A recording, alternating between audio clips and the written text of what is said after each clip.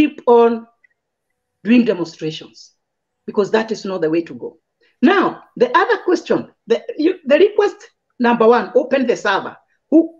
That's why I'm saying you must give us a clear path. How are we going to open the server? Is it the president? Because they are saying on the meetings, William Ruto, open the server. Surely, unless we are fools, that we don't know who opened the server. Number two, they are saying the Cherera 4 should be reinstated. By who? They have stepped down constitutionally through a legal process. Then you are here telling people there is going to be a miracle somewhere that they are going to be reinstated. How? Tell people how. That is what I'm calling the clear path. What are we going to achieve at the end of it? That is the request number two. That is why Ruto is saying, surely, he is saying we should sit down. How are we going to sit down? Number three, he is saying Ruto must go. And the Karua has said, and this was the narrative, and most of them believed on 20th, Ruto will not be the State House. Can I ask this? Raila Odinga, Uhuru Kenyatta, they had all the power, all the instruments of power, intelligence, the CID, the chiefs, the commissioners, regional commissioners, and everybody else who matters, the police commandants, the army commanders, all of them, and you saw them, they were going to bomb us, all of them. Between Raila Odinga and William Ruto, who had a higher chance of rigging the election of Kenya? Surely. Just ask yourself that simple question. Who was likely to rig in Kenya? Is it somebody who was already kicked out of power, or somebody who controlled all the systems of power? Surely. Even if we are fools, we don't reason, we don't understand. Then if you were rigged with all these people, then I can say Ruto is a genius. Ruto must be a genius. If he rigged you with the former president supporting you, with all his billions, and also the money of Uhuru compared to what Ruto owns is nothing. Ruto has nothing. And now you are telling us that time you were not able to defeat him. You suppressed him. You fought him. You used everything that you could. You did everything. You tried to tarnish his name. You fought his supporters. All the leaders where the KRI was following them. Every intimidation happened to them. Now, you were not able to do it when you had the power and the instruments of the power, and you handed them to him. How are you going to do it now that he is already in power? How easy is it? It's not easy. Let me just try to summarize. What is the prayer number 4 that they are making? They are talking of the cost of living. Because for sure, for me, if they have good idea of what they're saying, if they give us, I am so open-minded. I don't die for anybody. If Raila Odinga is giving us logical issues, reasonable things that we can see the end results that are going to be beneficial to our nation, I have no problem supporting him. But can you tell me, the fourth issue he is talking about, which I believe is just a scapegoat, the issue of cost of living. And I'm asking myself, somebody pushes you in a pit, then he comes as a savior. Then he tells the people, I have saved him. Is it that hypocrisy of the highest order? Raila Odinga joined Uhuru Kenyatta when he was supposed to oversight and tell us when the government is misbehaving. But when he joined Uhuru Kenyatta, so many bad things, rooting of billions of Kenyan money happened. Billions were rooted for the sick through COVID billionaires. He never uttered a word, but now he is the savior. I can tell you for sure he cannot be my savior. He who comes on the table, come with clean hands so that we can eat together. But now, the person who is coming to tell us he is the savior, we have already seen he is not saving us. Because it is hypocritical. That is why I said here, Ruto supported Raila Odinga. When they kicked Ruto from the government and said he is corrupt and so many things, he was having the Ministry of Agriculture. He was kicked out. Ruto, with all his supporters, he never incited anybody to go on the streets. Yet he was capable of doing it. He kept quiet. And see, he said, I'll fight another day. I remember he said, let us meet on the ballot. Then he was pushed out again by Uhuru. He never called anybody, though he had so many supporters, which he is even having now. Not that he doesn't have. He never called anybody to protest, to destroy properties, to do all those things. Why? Because he is mindful of a country. Why? Because he has learned from the previous mistakes. So I want to conclude by saying, Kenyans, let us maintain peace. Let us not follow our leaders blindly. Let us show them that we are able to use our brains because we know them. They are not our saviors. They are not. The only thing we can do as a nation is to hope that probably one day, we are just hoping that one day we will have leaders that will have the nation in their hearts and do what is right. My advice to Uhuru Kenyatta and Raila Odinga, because they are trying to do so many things to fight this government. You have mistreated William Ruto so much. When he was the deputy president, he kept quiet. Not because he's a coward. Now I'm advising you as a psychologist. Because in psychology, we don't read people's mind, but we interpret the behaviors. If there is somebody you should really fear, not somebody who is shouting.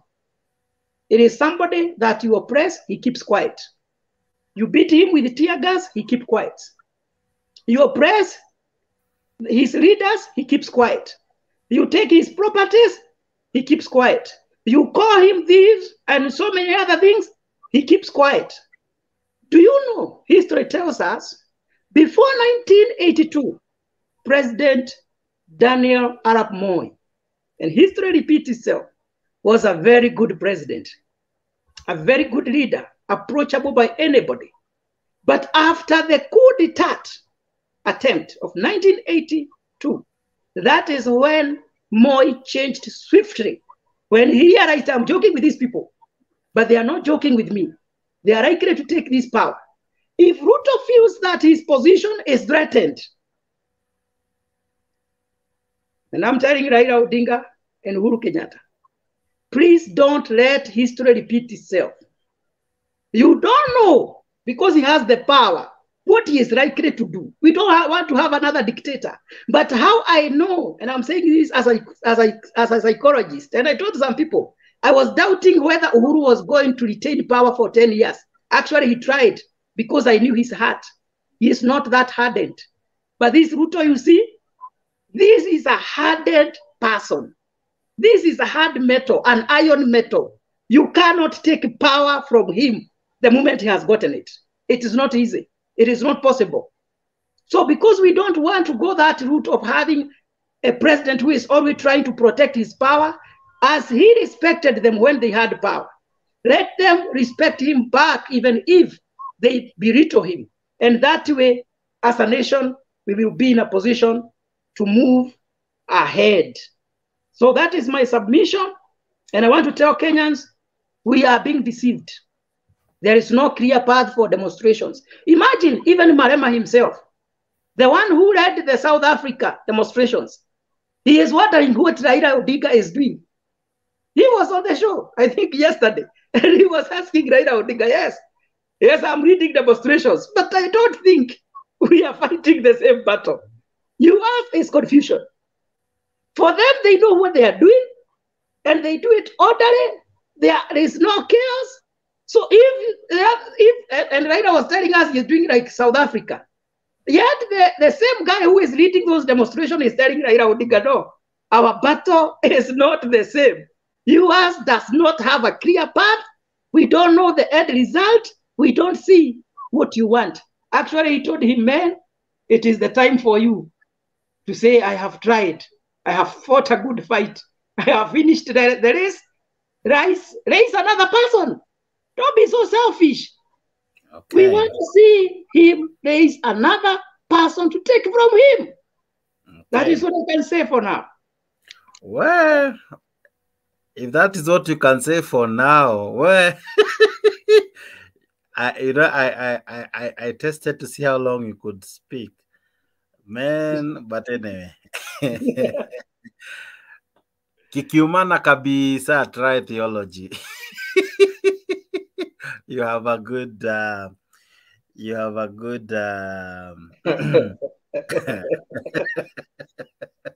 Ama mzalendo tutakuwa nimesema sana.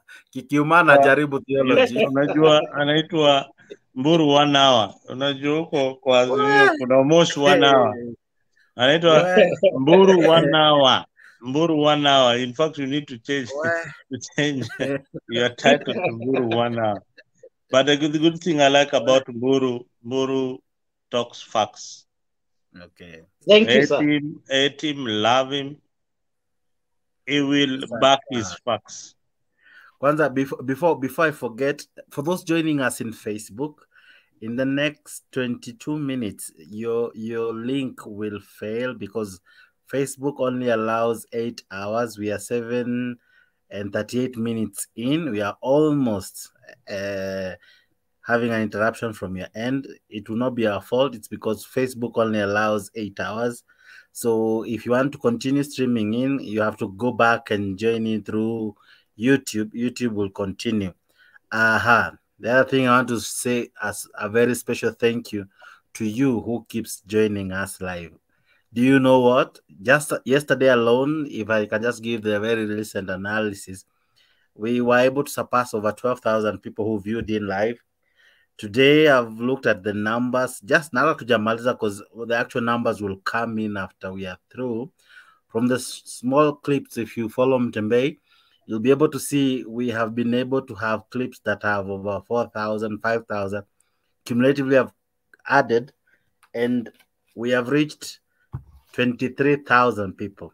So to you who joins us every day, Kongole asante sana, we celebrate you. Thank you for always tuning in to Mutembei TV. We can never appreciate you enough. Thank you so much. Thomas, I see you. I don't know if you're in. Thomas.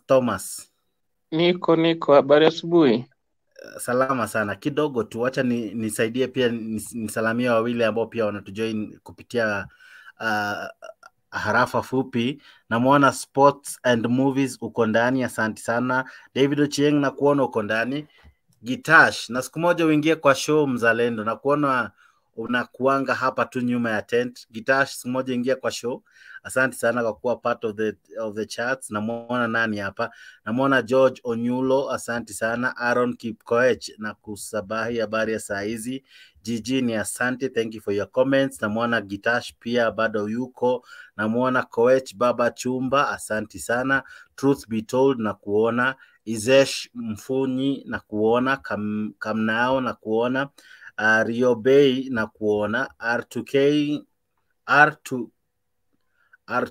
Real Talk na kuona. Bora Kazi na kuona. Ahmed Suleimani, asante sana. And the many comments ambazo zinaingia. As I've said, many people still follow this show even after it's wrapped up. So we thank you. Thank you for supporting us. Thank you for choosing Mutembei TV as your #1 station. Thomas, karibu sana. Asante. Leo tutachangia tu yale ambayo yalitokea leo, na sijui kama umekuwa ukifuata show na maoni yako ni yapi? Unajua nimeamka tu dakika 15 zimepita sasa. Sijajua kitu gani kimeendelea, alafu itaanzia wapi sasa hapo. Discuss maandamano ambayo yalitokea jana. Sasa ni jana kwa sababu babakisha dakika tu kidogo ifike saa 12. Jana kulikuwa na maandamano, tuliona watu wakiiba mali ya watu wengi, ama mali ya shamba ya Uhuru, tukaona kampuni ya Raila ikivamiwa, tukaona mambo mengi yalitokea jana, na zaidi ya yote maandamano yaliendelea kama kawaida. Wewe sijui maoni yako ni yapi kama Mkenya? Je, ni sawa kuvamia mali ya Uhuru kwa sababu hatuelewani na wao, ama maoni yako itakuwa vipi? Ni kitu ya ujinga sana, ni kitu inaleta kwa taifa aibu sana. Aha. Inaleta kwa taifa aibu sana, kulingana ule mtu ameretire, ako nyumbani ametulia. Sasa ni mara ya kwanza, itakuwa ya kwanza mtu kwenda kuvuruga mali ya Kenyatta ama kijana Kenyatta. Hata kama kuna mashamba kubwa kubwa, huyu tu mtu akona mashamba kubwa kubwa na ameleta hii uhuru kwa hii taifa ya Kenya. Vitu hata kama ni wako na mashamba aina gani, takana kuheshimu. Takana kuheshimu mali zao. Kwa sababu ya hii maandamano, sababu sasa hii Uhuru kama ako nyumbani, sasa wanasema Uhuru ndiye amepanga, ndio sasa ndio remote. Hata ukiangalia kwa hao viongozi wanaongea, kuja akasema watakuja kuvamia mashamba zao.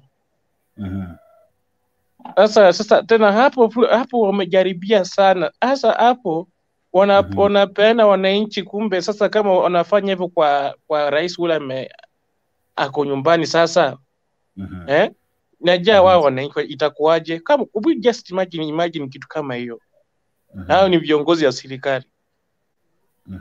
Wenyewe wamejiuza sasa hapo. Sasa unajua hata hii maandamano unapenda Raila sasa anakuwa na nguvu zaidi sasa. Unaona vinamaza hivyo. Na sijui leo wakukui leo watafanya aje leo. Leo unajua leo utaona leo. Juzi kuna huyu anaitwa Kioni.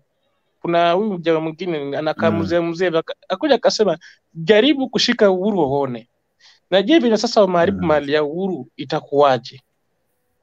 Hiyo ni former president wala ameretire. Itakuwaje? Kumaanisha hata ukiangalia hii serikali ya wajambazi. Hata nikiona mtu anaongea na kama akiongea mambo siji serikali hivi, fikiria unaongea kuhusu nini? Uko na macho unaona? Sio uko na simu ama uko na TV unaona kitu kinaendelea Kenya? Kama mtu anaongea kuhusu serikali iko sawa, unaona kabisa uko na hakika serikali iko sawa. Mtu asiongea akiwa nje, atakana aongea akiwa Kenya.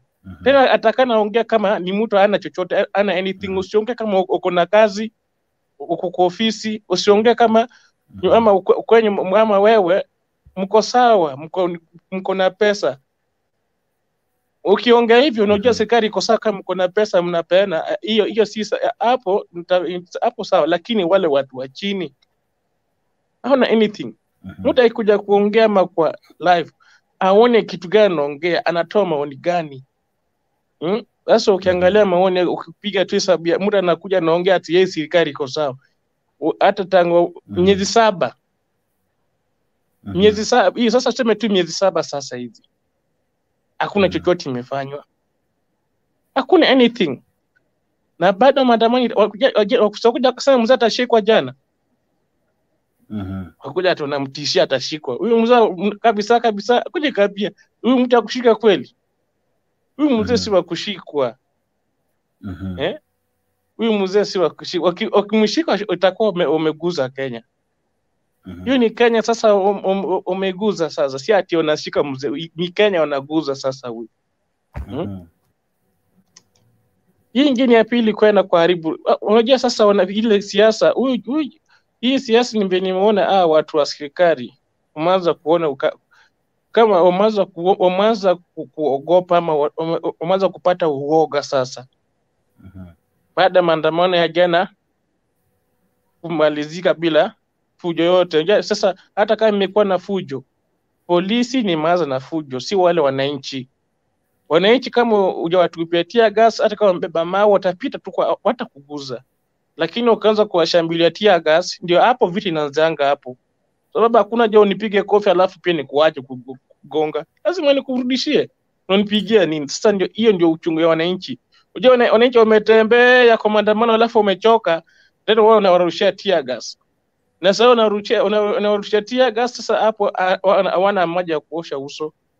Unataka wananchi wakufanyie nini? Unataka wananchi wafanyie hapo maskari nini? Si ndio hiyo mawe, kupiga mawe, afadhali wagonge mawe kuliko kuna nini kwa tupia tia gas. Maandamano ya jana imekuwa iko tu sawa. Wale sasa wale wa kiserikali wametuma majambazi kuvamia kwa Uhuru, kwa Raila. Hiyo ni plani ya serikali sasa hiyo. Sasa imeleta aibu sana kwa taifa. Sasa hizo mavideo zimeenea kila kona. Na hapa si Kenya peke yake, kila kona. Hata sigani imetangazwa kwa Citizen. Hizo video ya huyu jamaa akiongea hata watavamia kwa mashamba zao imeenea hadi pale mpaka nchi za nje. Imeleta aibu sana mtu wa serikali kwenda kuvamia Uhuru, yaani mali za Uhuru pale Kenyatta pale. Ni kitu ya aibu sana. Hata mimi pia nadhani watu wamesoma, kumbe watu wakisoma nadhani akili iko chini, sababu ya yani hii serikali, nadhani hii serikali hivi omanza hivi. Sasa kama mali yako wa mwananchi wa kawaida itakuwaje? Alafu tena kuna wengine naunga mkono. Nadhani nashindwa hii serikali, wale watu wanaishi nao watu ama wanakaa nao watu, wanapatanga ushauri aina gani? Kabisa hawezi nadhani sijui wako na kitu imefunika macho ama buibui, ile buibui kutengeneza ni kama net imefunika macho.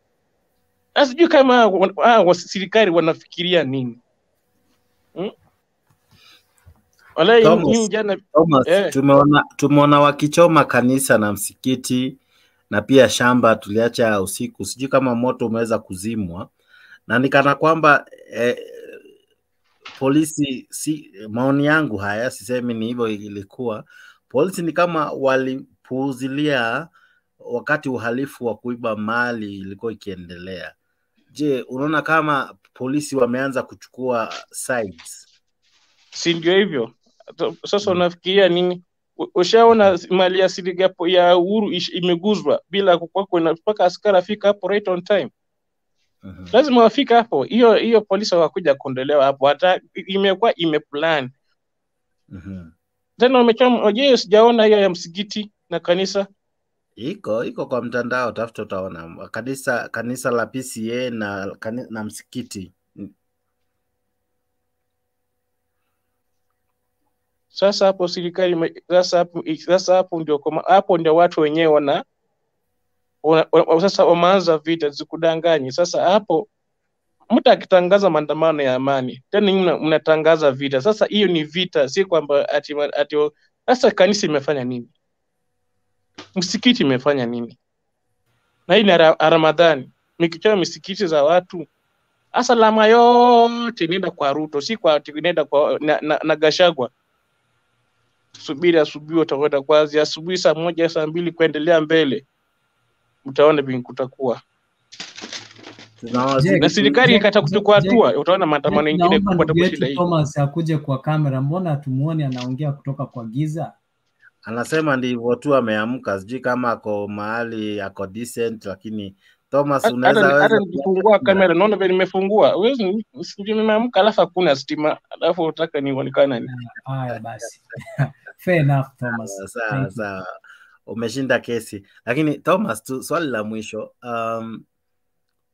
ungekuwa na nafasi wewe kama Thomas kumwongelesha kinara wa Azimio na kinara wa Kenya Kwanza, kama Mkenya mzalendo, kama Mkenya mwenye maoni yako binafsi bila kuegemea upande wote, ushauri wako ungekuwa upi kwa hawa viongozi wawili?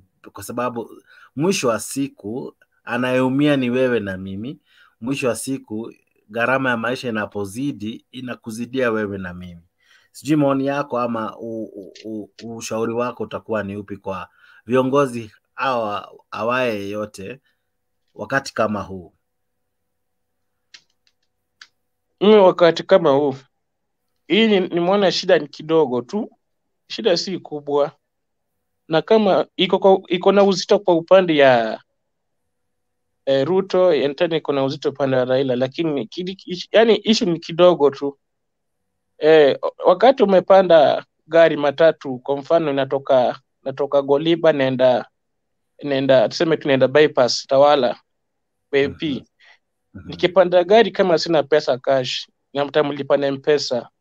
Kimlipa na M-Pesa, makanga atasema Thomas, nipatie hiyo simu yako, nimeona kama message imefika, kama hiyo pesa imefika, so utamuonyesha.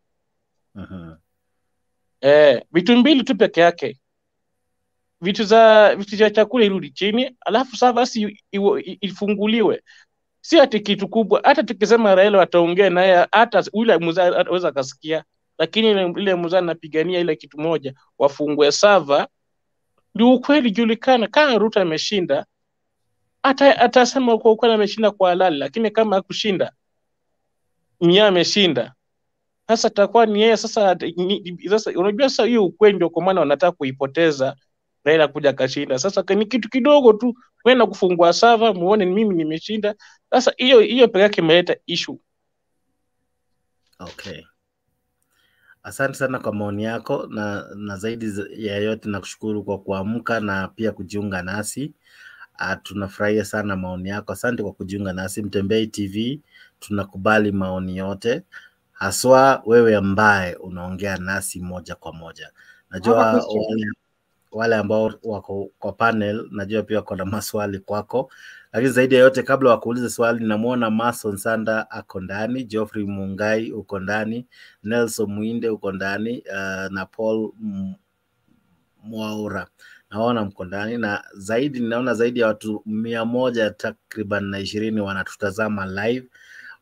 Asante sana. So mimi nashukuru sana, asante. Tuko karibu kutamatisha kipindi. Lakini kabla tujafika tamati, kuna maswali 2 ama 3 kwa wale ambao wamekusikiza Thomas. Juka, uko tayari kuyajibu? Ongea kwa Kiswahili. Kwa Kiswahili ni sawa. Hawa wote ni wa Kenya. Hawa wote ni wa Kenya. Lakini sikiza kidogo.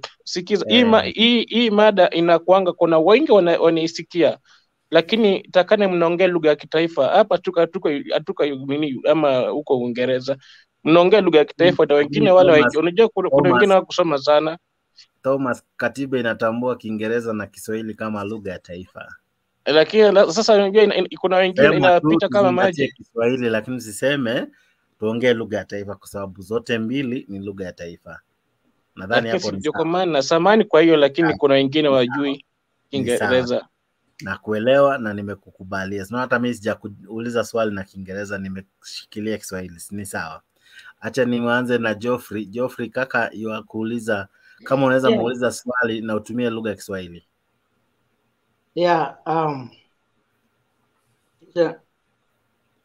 Okay. Nataka kuiweka hivi Umesema ya kwamba hakuna mtu anaweza akashika Raila Odinga kwa sababu wakishikwa itakuwa Kenya itaharibika, na hakuna mtu anaweza shika Uhuru Kenyatta kwa sababu akimshika kitaumana. Wewe kama mtu na maarifa ulio nayo na mtu ambaye anapenda nchi yake, ungependa katika society ama katika nchi yako kukue kuna watu, we say all animals are equal but others are more equal than others. Ungetaka katika Swahili ni kusema atikuwa kuna wanyama ambao wanyama wote ni sawa, lakini kuna wengine wanyama bora. Sasa ungetaka katika nchi kama ya Kenya, nchi ambayo iko na system ya uongozi, mpangilio kwa uongozi, nchi ambayo iko na the National Assembly, iko na judiciary, iko na executive, nchi ambayo iko na order, sijui ungetaka katika nchi kama hiyo kutuambia ya kwamba kuna stahili kukue ya kwamba kuna watu wako juu sana and they are untouchable, hata wanaweza fanya chochote na wasiulizwe. Na nikisema hivi sina ubaya na kwa njia yoyote, kwa sababu tumeona katika historia, na nikisema hivyo mimi ni mtu ambaye hufanya research sana kwa sababu napenda Kenya sana. Na nimekuwa nikijiuliza maswali mengi sana. Serikali ya kwanza ikaja, mtu yeyote ambaye alikuwa kwa uongozi wakati wa Kenyatta leo hii ni bilionea, ni mtu ambaye hawezi kuzika, maana wote kazi kubwa iliyokuwa ikifanyika ni wizi wa mali ya umma. Mtu yeyote ambaye amewahi guzana na serikali ya Moi leo hii ako na mali nyingi kupindukia. Mtu yeyote ambaye alikuwa katika serikali iliyotoka, umesikia wametoka na mabilioni.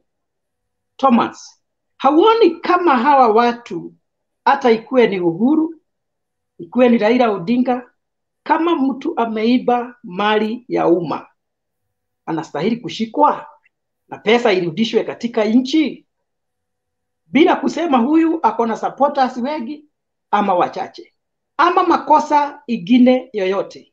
Maana tunasikia mabilioni yamepotea, but the leaders we have made them semi-gods. Hawezi wakaguzwa na mtu, na hiyo ndio tunaita impunity of the highest order. So hiyo ni swali langu la kwanza. Tunastahili kuwa na watu ambao hao hawawezi guzwa na sheria hata wakifanya nini? Is it good for the society? Je, inastahili kuwa hivyo katika nchi? Swali la pili, swali la pili ujibu pamoja. Geoffrey, wacha ajibu hiyo, alafu ya pili jinaona ushanakili mahali ama? Yes, that's okay. Naona umeandika mahali. So Thomas, jibu hiyo ya kwanza. Hapo mahali ameongea na kizungu, ameuliza je, kama kuna mtu ambaye ako juu ya sheria. Ukiangalia watu wote umetaja, lakini Raila unaona Raila si kwamba hawezi kashikwa, anaweza kashikwa, lakini kama amefanya makosa kubwa ama makosa kama kuna makosa amefanya anaweza shikwa, lakini kama hakuna makosa hajafanya utamshikia kwa nini? Unajua huyu mzee anapigania kuondoa ule uchafu iko Kenya. Hata juzi akiongea kwake kuja akasema kuna wale wakuja kafunzwa kwa wakati wa ukoloni, maskara wakuja kufunza wakati wa koloni kuumiza wananchi na yani kuumiza Sasa kwa maana huyu mzee anapigania sisi, anataka kuondoa hiyo uchafu hapa Kenya. Unaona upande uchaguzi ikuwe kwa halali. Unajua mtu akitupigania sisi tunaona kama ni makosa. Sisi tunaona kama amefanya vibaya. Kwa sababu hakuna una nguvu yoyote ya kwenda kutingiza nchi ama serikali. Una nguvu yoyote. Lakini ule mzee anatupigania sisi. Ukiangalia ukifuatilia hizi historia zote ya huyu mzee, amefanya nini? Makosa yake yote ushapata kama amefanya makosa kubwa akashikwa ama kastakiwa. Ni gani? Ashashikwa sababu ya maandamano peke yake tu. Kwa sababu anatetea, unajua hiyo kitu ule mzee anapigania. Wizi iko mingi sana. Ndio kwa maana huduma kwa wananchi inakuwa kidogo sana ya kujaza mifuko zao na matumbo zao. Hiyo tatizo inasumbua nchi. Watu wakisikia akisema ujinga ndio mingi sana. Mtu ni mjinga lakini amesoma. Samani besi mnyanga tunja sikuchaji hata imbaki 1% ndio inazimika. Naomba pia nimuulize swali moja kama anasema ya kuwa battery yake inakatika moto. Yeah. Thomas, kidogo tu mise. Thomas, tutakuza tu kwa hisani ya wale ambao wanatutazama na kwa upendo tu wako wa kujikaza na kuwa na pamoja nasi. Kama tu umesema hakuna stima pole, nilikuwa nikuulize ucharge simu. Thomas, uko bado? Okay. Mise, sijui tutaulizana sisi kwa sisi, lakini zaidi yote ni Thomas ni swali anataka tu kuepa, lakini naona ni kama hatupati kidogo, lakini nimeona Facebook imekatika. Nilivyo tu sema ikiisha masaa 8 or rather after 8 hours Facebook itakatika, and I'm sorry, I had told you that would happen. You can now join us live through YouTube. YouTube continues, so that's why you see when the numbers have gone down. But we are live in YouTube. YouTube, you just search Mutembei, and we will be just there, and you will be able to see us. Karibuni nyote. Let's continue. But we are almost winding up. We are almost winding up. We are almost winding up. So, Messi, you had a question, but probably you can make it as a statement if possible. And Moro, you still had a question. You can make it as a statement. Yeah, you can revert the question. Eh? Namuona nani hapa? Kuna jamaa ameingia anajiita Simba na Tea. Netaya. Simba ni taa. Simba, habari ya saizi? Salama sana ndugu. Karibu sana kwa show, ingawa umeingia saizi. Sisi tumekuwa tangu ilipoanza. Zaidi ya yote, uhali gani? Niko salama kabisa. Sijui kama umekuwa ukifuata show. Sikuwa nafuata, ni saizi tu ndio nimeingia, lakini mimi nafikiria una bahati kama ya mtende, sababu hawa wote hakuna aliyeingia na kupewa nafasi ya moja kwa moja kuingia na kusalimu watu. Kwa hivyo una bahati kama ya mtende. Nimebahatika sana, lakini ndugu, mimi mambo ambayo nitaongea saizi salama sana. Endelea. Nimekuwa kwa likizo saizi kama kwa miezi 7 hivi kutoka kwa hii show. Nafikiria Mise anaelewa vile tulikuwa tunapelekana hapo nyuma. Karibu sana ndio, lakini kwa saizi nafikiria imekuwa Mise ndio anapea wageni chai, so baada ya show unaweza muona kando akona chai ya wageni. Yeah, kabisa. Ndio. Mimi jambo langu ambalo limenihusunisha sana ni matukio ya jana. Lakini na ninakubali kwamba na kila mtu anaweza kubaliana nami, including Mise, ni kwa nini Rais Uhuru kabisa alikuwa hakumpenda naibu wake arithi uongozi wa taifa, kwa sababu vyombo vyote vya madola ni kama ameziweka kwa mifuko kwamba haziwezi fanyia mwananchi kazi, kwa sababu uchumi unaharibiwa, mali ya watu. Maandamano ni kitu ambacho kiko katika sheria yetu ya nchi, lakini mambo ambayo iliongelewa na kiongozi wa wengi ni mambo ambayo nafikiria yanafaa kuwa handled very seriously. Otherwise, mimi ninaona nchi mahali inaelekea ni wakati ambapo kila mtu atajihami na kujilinda, na hiyo sio nchi ambayo iko na katiba, and especially katiba ya 2010 ambapo mali na wananchi huwa wanalindwa kulingana na mujibu wa sheria. Hayo ni mambo ambayo yanaleta wasiwasi sana katika nchi ya Kenya, na ni nchi ambayo inaonekana kama nchi zingine ambazo ni kama zilikuwa nyuma zitatupita, na inabidi saizi viongozi wote wakae chini waweke maslahi ya nchi mbele, kwa sababu shamba la Kenyatta ni shamba ambalo Uhuru alilimiliki kutoka kwa familia yake, na Uhuru Kenyatta alipigiwa kura na watu wake ambao wamekuwa incited, Biblia ikiwa inatumika, kanisa ikiwa inatumika kuharibu mali ya mtu. Hapana, katika hii karne mimi hapana. Asante.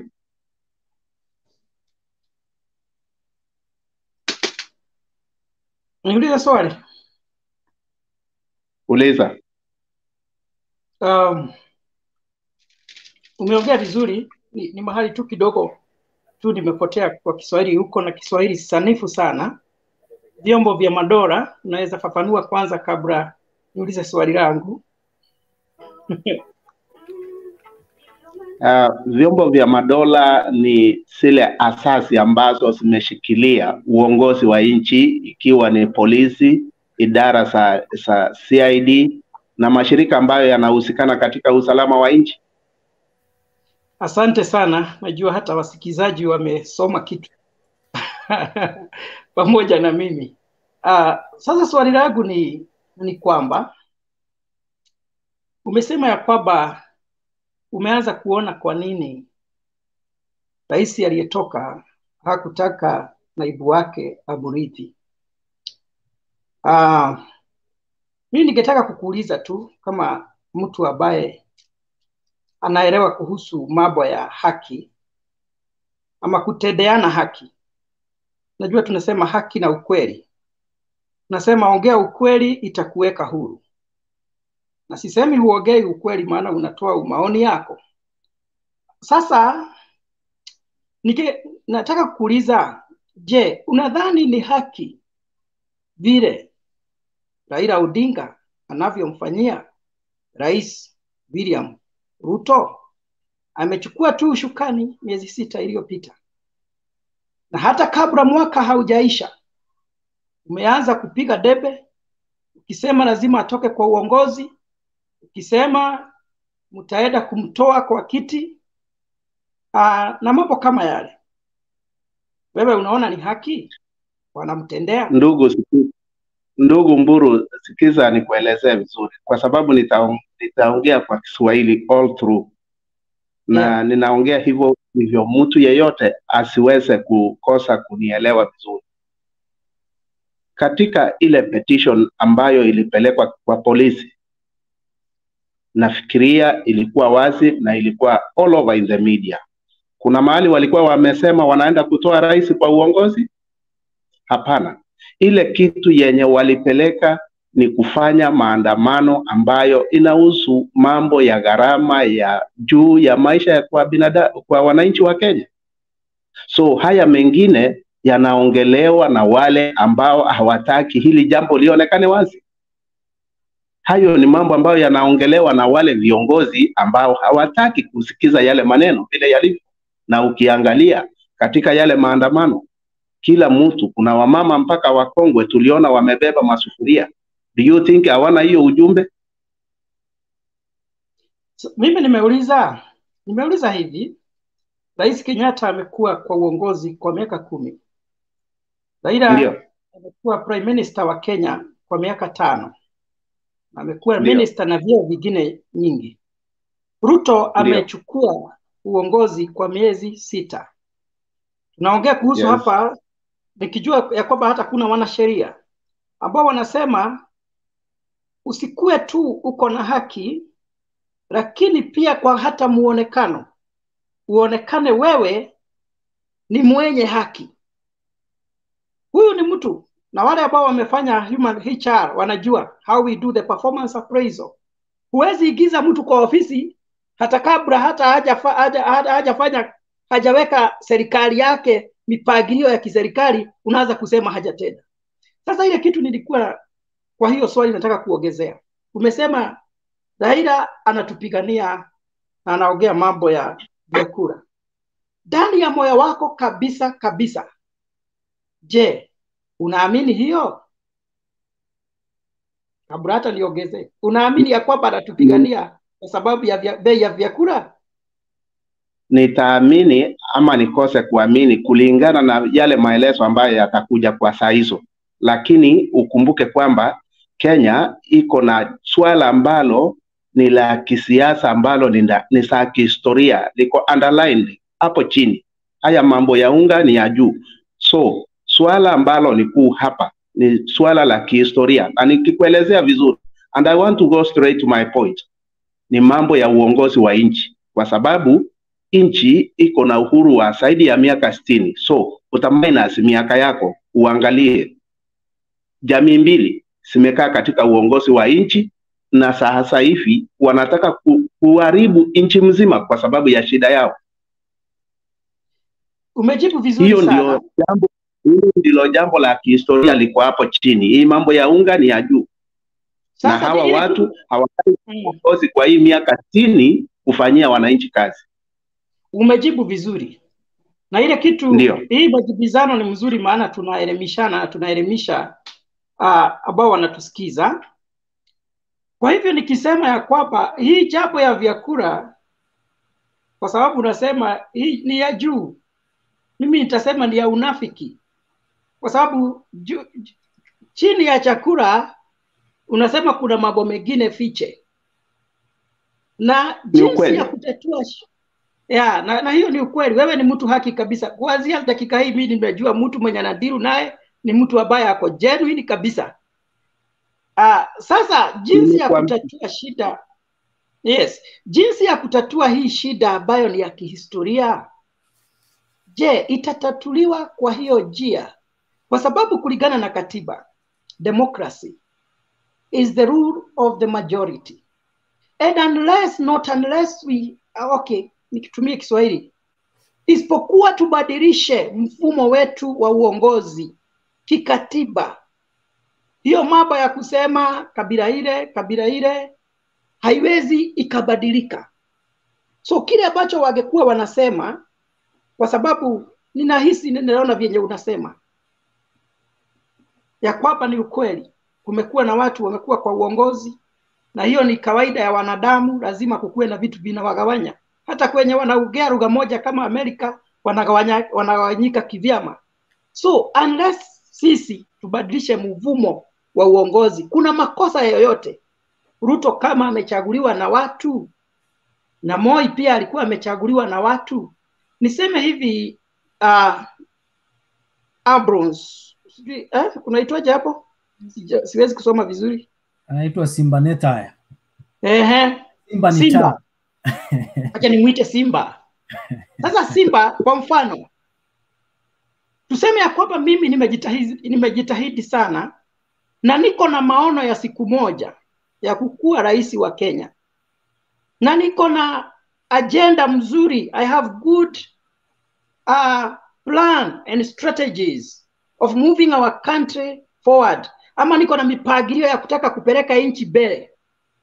Kuna haki ikisemekana ya kwamba wewe Joyfrey, kwa sababu wewe ni Mkikuyu, hata kama umejaribu sana, umesoma sana, umefanya research zako zote, hatuzitabui kwa sababu Uhuru aliongoza kwa niaba yako.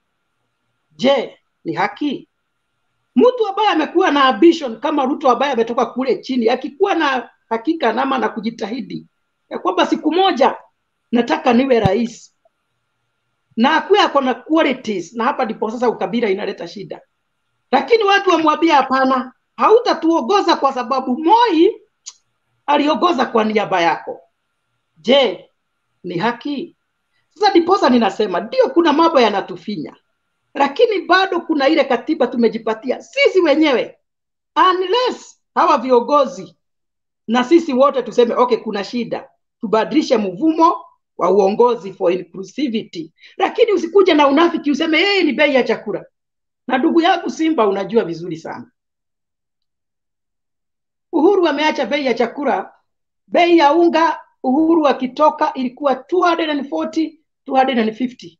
Saa hii wakati tunaambiwa bei ya chakula iko juu sana, unga imeshuka, imetoka 250, iko 180, 200, 170 some places. And you do your research.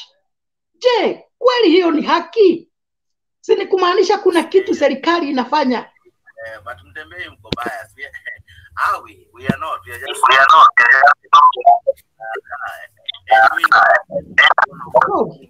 mimi tu ndio swali langu.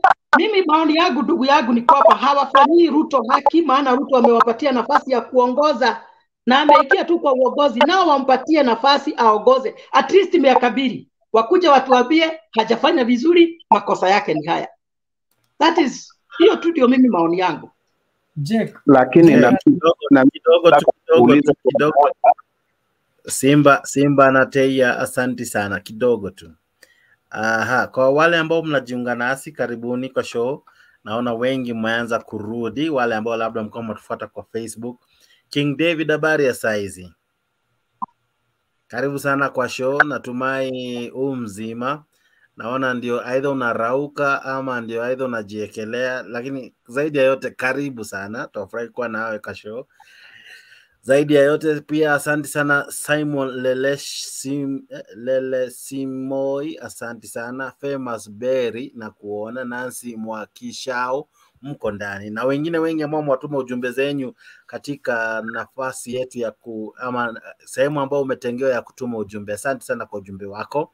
Aha, Simba naona unazidi kujaja. Asanti kwa maoni yako ambayo yanapendeza, na Kiswahili chako mufti nimependezwa, na umesema sijui nini kuhusu madola. Kuna hata nishasahau ilikuwa vyombo vya madola.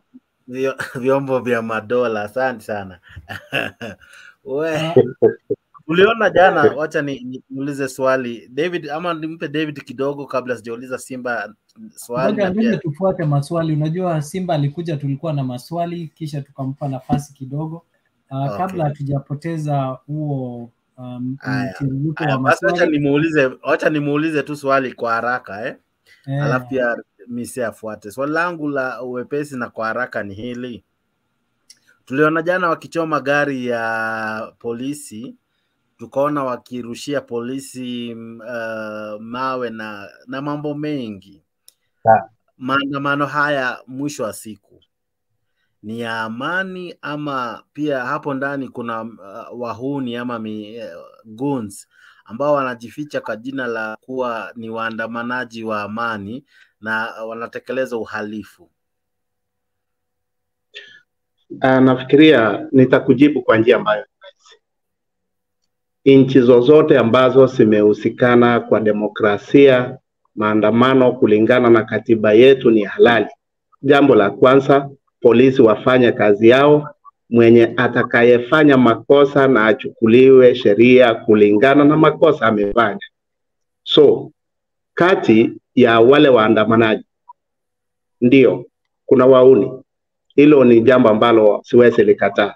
Lakini kwanza kabisa, wakati unaona hakuna kitu kimefanya, umesuilia mtu, huyo mtu wako na hasira, do you think atarespond kwako kwa njia ambayo ni sawa? Hata ukienda kwake na Biblia hata kupatia nafasi. So polisi wafanye kazi yao na watumie vyombo ambazo na wamepewa kwa njia ambayo inafaa. Hivyo tu. Yale maji yanafaa kukabidhi wale watu ambao ni wahalifu. Wale hawakuwa wahalifu, wale walikuwa ni waandamanaji kikatiba na walikuwa wanafuata sheria, kwa sababu Inspector General wa polisi ni kitengo ambacho kimesemekana kwamba ni chombo ambacho kiko huru katika sheria, lakini wanafanya kazi yao kulingana na instructions.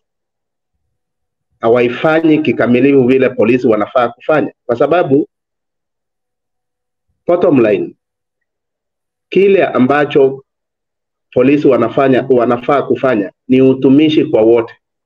Utumishi kwa wote, hiyo ndio ngao yao. Lakini haiwezi kuwa ni utumishi kwa wote kwa waandamanaji, mali ya Uhuru ikiwa inaharibiwa whole day. Sio eti hawajui. Utumishi kwa wote hapo iko wapi?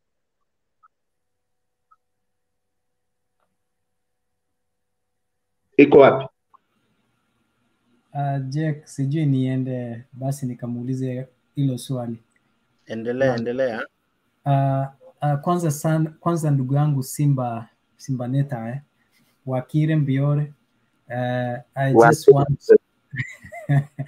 just want first of all nataka kuunga ulipoanza yale maneno yako ya kufungua, uliyasema kwamba haujui na uelewi kwa nini Rais Uhuru Muigai Kenyatta hakumpenda kadri ya kwamba hakumpa vyombo vya dola rais ambaye ni William Samoei Ruto. Sasa pia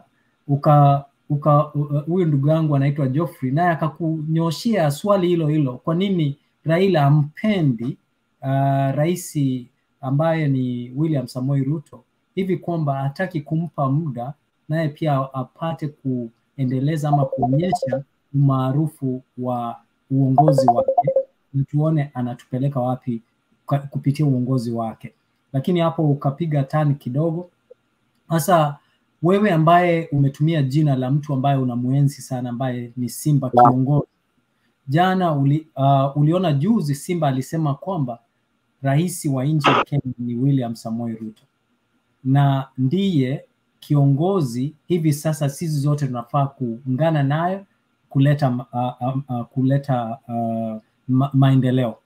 Sasa nikuulize ndugu yangu, umesema kwamba lengo la muhimu ama hoja ambayo inaleta kupigana nchi ya Kenya ni kwamba jamii fulani ambayo ni mbili ndio uongozi umeshinda ukipatiwana kati ya jamii mbili ambayo hivi kwamba ni jamii ya Wakikuyu na jamii ya Wakalenjin, kulingana na ulivyosema.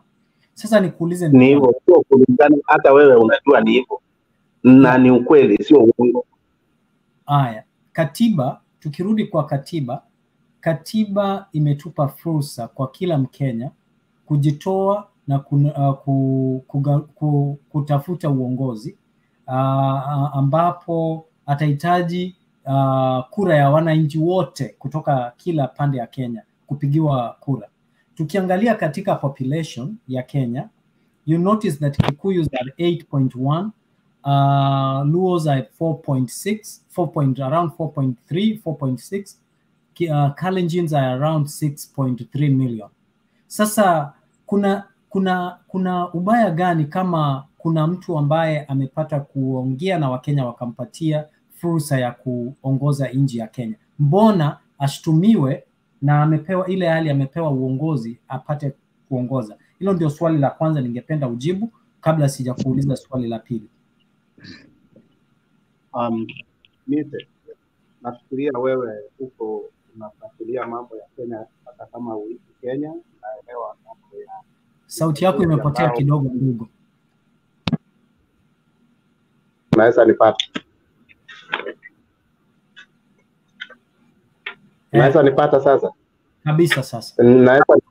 Naweza nikakuelezea ukweli kwamba uchaguzi ambao tulifanya Kenya wa kidemokrasia ni mwaka 2002. Huo uchaguzi haukuwa contested na mtu yeyote. Haukuwa contested. Hizi chaguzi zingine zote ni sarakasi. Hakuna uchaguzi umewahi fanyika. So mambo ya figures na numbers hamna. Asante. Swali la pili nilikuwa nakuuliza. Sijui kama una habari kwamba hivi karibuni ambaye alikuwa among the presidential campaign anayejulikana kama Babu Owino alitokea kinaga ubaga akisema kwamba yeye pamoja kupitia ule muungano wa Azimio walikuwa wana mpangilio pia kupitia deep state pia kupanga na kuletea ushindi ambaye ni Raila Amolo Odinga. Akasema kwamba yeye alikuwa ametumia pesa zake na connections zake na hata alikuwa ameweka maisha yake yote katika uchaguzi huu, lakini akakuja kuwa na hofu kwamba anafikiri alichezwa ama Raila alichezwa. Sijui kama umeona huo ambapo amesema kwamba wao walipanga kuiba na walikuwa na mpango na connection mpaka pale IBC. Lakini sijui kama umeona kwamba kupitia Kenya Kwanza, sijui kama umeona mwingine ambaye ametokea kusema kwamba wao walikuwa na muda wa ama mpango wa kuiba. Sasa je, ungesemaje kupitia hao ambao those people that have admitted kwamba walikuwa na mpango and they had connections with even the commissioners to steal or manipulate the elections in favor of Raila Amolo Odinga? Hayo sijui ungeasema vipi? I think mimi kitu ambacho ninasisitiza nikikuelezea ni kitu kimoja. Hakuna uchaguzi umewahi fanyika Kenya. Na hayo yote yalifanyika, mimi sikatai. Kila mtu aliiba, ndio unaona hiyo uchaguzi haukuwa huru na haki. So, election ya Rais Uhuru Kenyatta, kwa sababu yeye ameteuliwa na mahakama kuu kuwa rais wa Kenya, sio uchaguzi wa mwaka 2022. So basi kwa hivyo mwizi anampinga mwizi mwingine. Sasa siwaache mwizi basi mmoja amalize term yake na alafu huyo mwingine aje wakati mwingine, kwa sababu they don't have the moral ground ya kumpinga kwa sababu kama pia waliiba. Naomba nisimamia hapo, lakini tafakari hayo ndugu yangu. Mise, wacha kuuliza maswali ile uko na majibu tayari. Those are directive. They are called what? You know the answer questions already. Yes. Yes. Mimi, I want to stick to what Simba had already started with, maandamano. Raila ana haki ya kuandamana. Nataka Simba, kuna article is it 24 25 of the Constitution of Kenya? I think it is 25 if I'm not wrong. If it is not 25, it is 24. One of those of the Constitution of Kenya that allows picketing. I want you to read Article 37. Article 37. No, I want you to read. 37. I have said no. I don't want you to read an article that I've not mentioned. I want you to look for Article 25 of the Constitution of Kenya, and then you go to the Public Act of the Public Act. Kitule, why I'm telling you to go to this constitutional chapters, lazima ujue kabla. Mimi sitakuuliza swali, nataka kuelimisha. Kabla ufanye maandamano, lazima uende kwa police station, uwaambie polisi, mimi nitaandamana hapa Kawangware, nitakuwa pale. Urudi pale Kangemi, urudi Kibra, uambie OCS ule yuko, the guy who's commanding that station, that nitakuwa na maandamano hii area.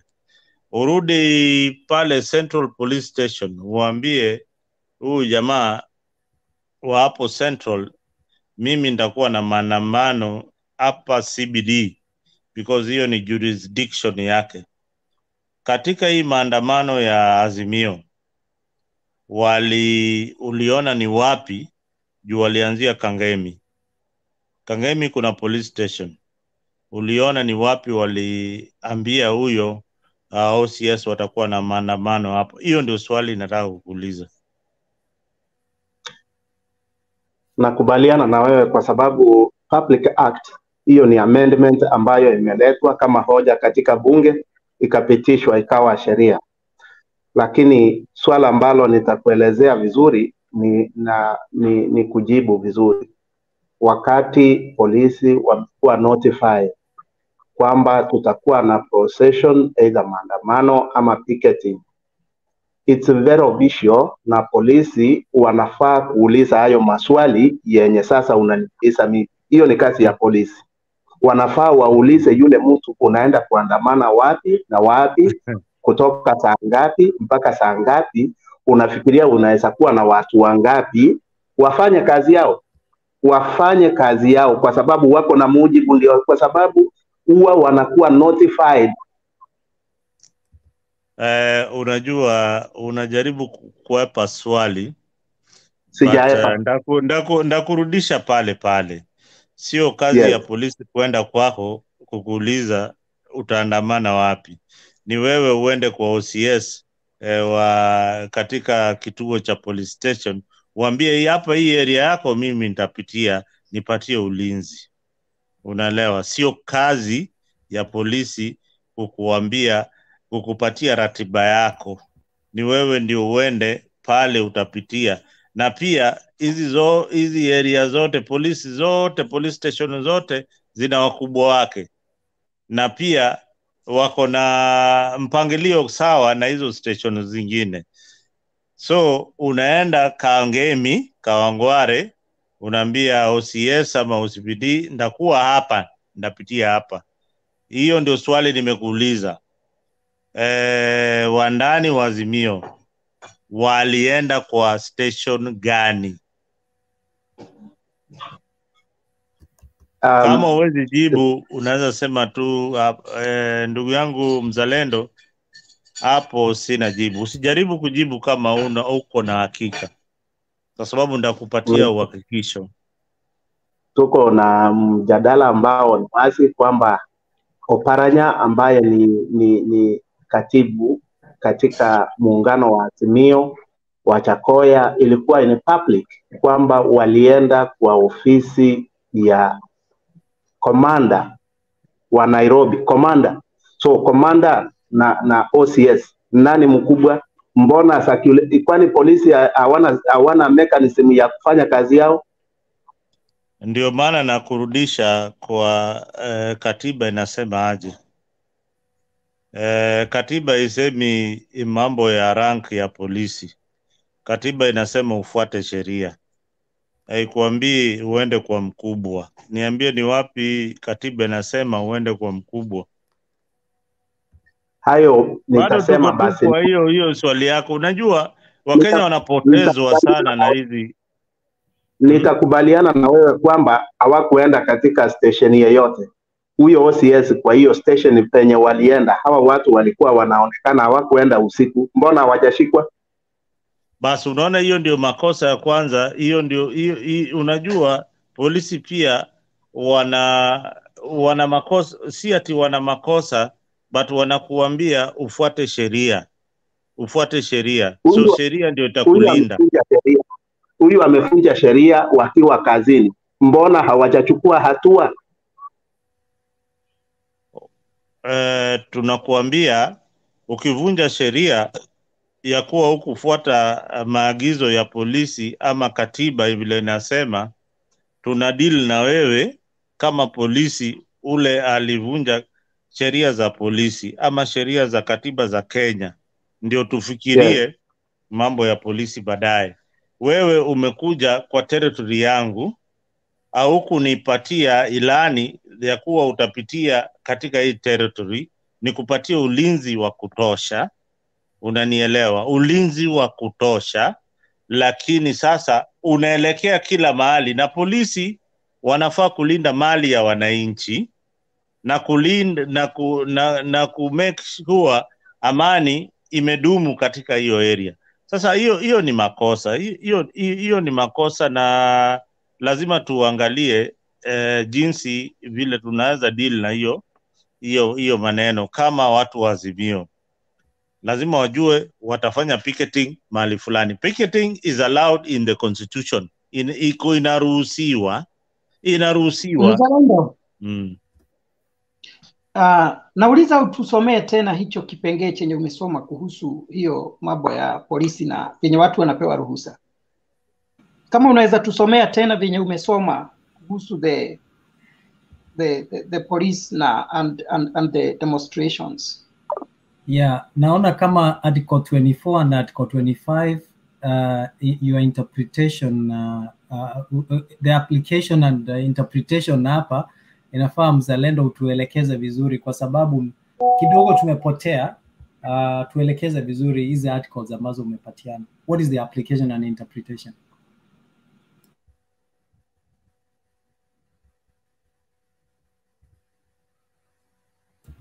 You're on mute. You know, it's not like I'm reading them. I'm reading them from my mind.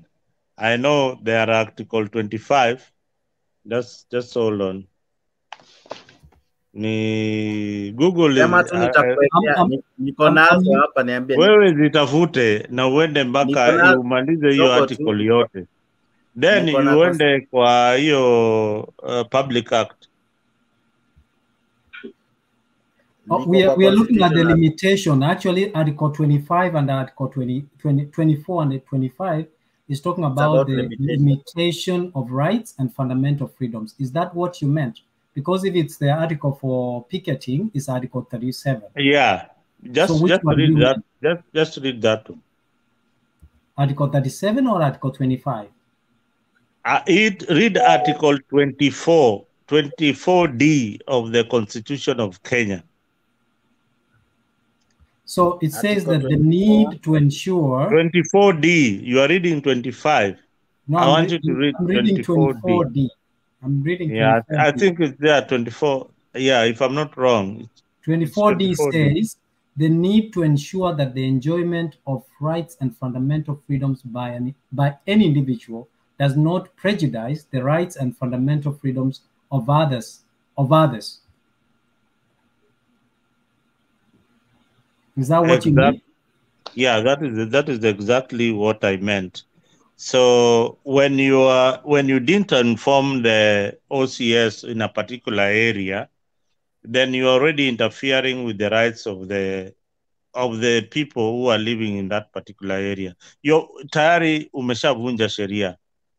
That already, you've already broken the law according to the Constitution of Kenya.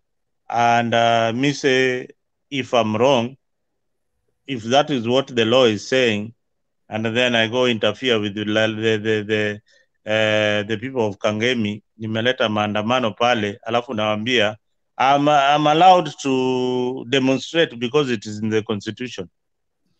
Yet you are forgetting that there is something that also protects the people who don't want to demonstrate with you.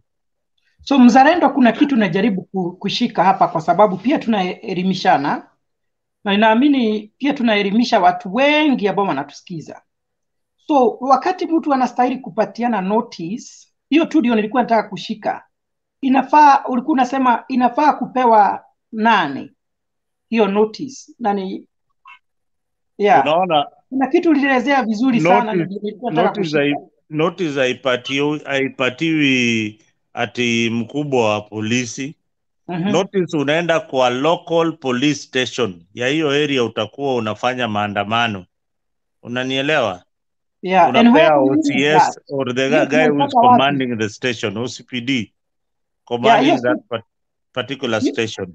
Yeah, hiyo statement ya kwenye unastahili kupeleka notice tunaisoma wapi? Hiyo statement? Yeah, kwenye unastahili kupeleka kwa hiyo station. Where do people get that information? Which act? Is it an act of parliament? Is it where is it? That is in the Public Order Act. Public Order Act. So I think it's one of the Public Order Acts because jaribu kutafutia hiyo, maana ni muhimu sana. Ni muhimu sana. But Geoffrey, I think Mzalendo is right. Just if I might, it is any meeting that you plan to hold that is more than a certain number, the police must be notified so that they can provide protection for you, even if it's peaceful. Kama mtu amefaint, kama mtu anakufa, kama ni protection of property, they need to notify. But what I would like also Mzalendo to help me understand, because this maandamano they are national in nature, and those who are organizing it might not be in a position to go to every part of the country to provide that notice, but that can be provided through a single click of command through a chain of an office where it's trickled down to every commanding stations. So I would like Mzalendo at your time to also help us so that we can understand. But you are very right, and I want to agree with you that if you have a right in Article 37, like you have said, there is also a limitation in Article 25 and Article 24 that you cannot go beyond. Every right and freedom has a limitation, and I think that is very important that you bring it out. Those who are coming out to protest and demonstrate must also respect the rights of others, because their right to demonstrate ends where the right of protection of life and property of others begins. I think that is very important that we take note of that. Yeah, sababu yenye ilikuwa inafanya niulize hivyo, because hakuna kitu kizuri kama wakati watu wanafanya jambo ambalo wanaelewa. Because the greatest mistake with our politicians, they only tell us about our rights, but they don't tell us how to exercise our rights.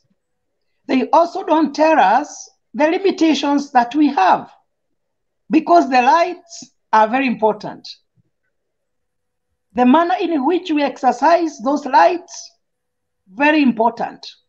the understanding of the extent to which we can go in exercising those rights, very, very important. So wakati mzalendo ameongea hivyo, something came in my mind. And I asked myself, why do we have those clauses? Because the Constitution was not predicting a situation whereby one day somebody will wake up because you have the right and call for nationwide demonstrations. That is not why, that is not what the Constitution was trying to do. It did not even predict that. Na diposa unasikia uende mahali unataka kufanya kama ni Kamukoji, kuna police station. Tell them we will have demonstration, tutapitia barabara fulani, and we shall end in this place. So that the police can offer protection to you, the demonstrators, because we can even have terrorists that day wanting to attack you, so that you may be protected by the police. So that also the goons, the criminals, because we have criminals who take advantage, so that also they don't destroy other people's properties, pretending that they are part of the demonstration. So that is why these limitations are put there. But when you wake up one day and tell people you have the right to picket, you have the right to demonstrate, and we are going to have the mother of all demonstrations, the whole world, the whole country, how do you expect the police to offer protection of properties, protection of lives? What if wakati huo mna demonstrate na polisi wamekuwa overwhelmed? We are attacked as a nation by the terrorists or by other enemies. What would happen to the nation? That is why we have these limitations on how to exercise our rights. And very important, niwapeleke tu mahali tumesomewa na mzalendo, asante sana, because I like people who talk on the point of information. Watu ambao wanafanya research kabla hata hawaongee. One thing I don't do is to talk, I try not to talk what I don't know. Maana ukiongea chenye unajua, hiyo ukweli, hata watu wakatae kusikia, siku moja watasema, and mzalendo was right. And Jake had a point.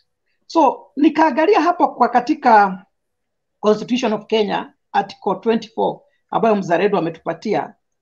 The headline is talking of, hata haianzi na rights, it is talking limitation of rights and fundamental freedoms. Limitations of rights and fundamental freedoms. And this is Article 1 is saying of, Article 1, Clause 1 of Article 24 is stating this. A right or fundamental freedom in the Bill of Rights shall not be limited except by law. Which laws? Like the one Mzalendo is talking, the Acts of Parliament, the Public Order Act, and other laws of Kenya. So it is not just the Constitution. We have other laws that help to govern and to guide the police and other armed forces, and also the public. And everybody must subject himself to these laws. So it is continuous to say. Can I make a point? Yes. Everything all you guys are discussing is found in one chapter called chapter 4. Yes. 24. And chapter 4 is basically about the human rights, and it trickles down to all the rights that a human being has: right to worship, right to movement, and all that. Now, chapter 24 trickles in a kind of brings out the limitation of these rights. Yeah. Then there in the Constitution there are what we call articles. I'm trying to imagine like a lawyer. I don't know if I'm correct. Miss, you will correct me. Yeah. You're talking about the Bill of Rights and Freedoms, and it's Yes. as expressed in chapter 4, and as explained of its limitations in Article 24. And you know, okay. Mise, And what, you know these articles of the Constitution, Me, I'm not a lawyer, by the way. Me, I'm a quack. Yani, I just come through these things. You need to look at Article 37. I think it is 37. Go through Article 37. It will Just one summarize moment. for you. Just one moment. Article 37 was challenged in court. If you go to Justice Odunga and someone else, it was challenged in court where they were trying to explain what does it mean to picket. And of course, there are people who want to read the article in the beginning. Don't yes, read yes, the. No, just one moment. I've already posted it. Here is the article. Hmm? And it was taken to court, and Justice Odunga tried to explain what does it mean to peaceably and unarmed, what it means. So he was trying to bring out, maybe I can bring out that ruling in the post just now, but the court was trying to explain what it means to have a peaceful demonstration. So basically, and I think if it's not yesterday, Professor Kindiki rather, raised 10 points that the government is seeking to amend so that this law probably can be modified. For example, he was saying, what happens after the demonstration? Who take care of cleaning up the town after you have dirtified the town? He was saying, do you give the notification that Zalendo is talking about? Which police needs to be informed? You know, like, so there is a lot, and slightly, this is where there is a loophole in the law. And I am not talking as a lawyer, but this is what anyone can use, but it is using it selectively. There are other laws that comes before Article 32, that Article 37 rather, that also guarantees rights to those who are not picketing, to those who are not going to this mandamano, because they have a right. Jex, which year was this? Jex, which year was this? Which year was this? This ruling? The ruling. I'm coming which year? I'm posting it just now. Yeah, because you know, if it was